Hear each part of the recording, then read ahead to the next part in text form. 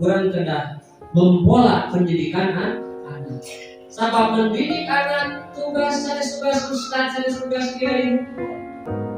Tapi anu pokok mah upami hoyong barangkali dibu soleh didik dibunyikan.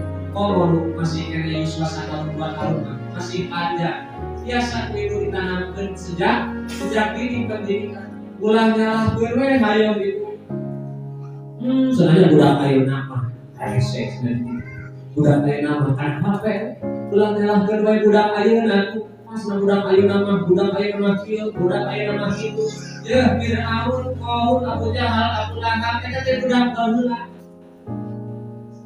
Ya ari teu kaarahkeun mah teu narima hidayah mah.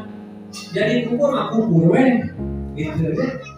Jadi rek soleh, rek kubur, rek jadi jelema soleh, jadi jelema salah, jadi ngali jama. Kumaha urangna geus teh. Sosana dan urang hidup di zaman ketika masyarakat kubur kabeh, urang ke di akhirat moal disanyalakeun batur.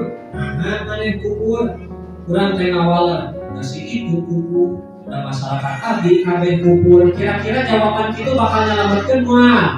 Nyalametkeun moal. Wah, aku bakal cilaka, bareng kabeh ke neraka. Namun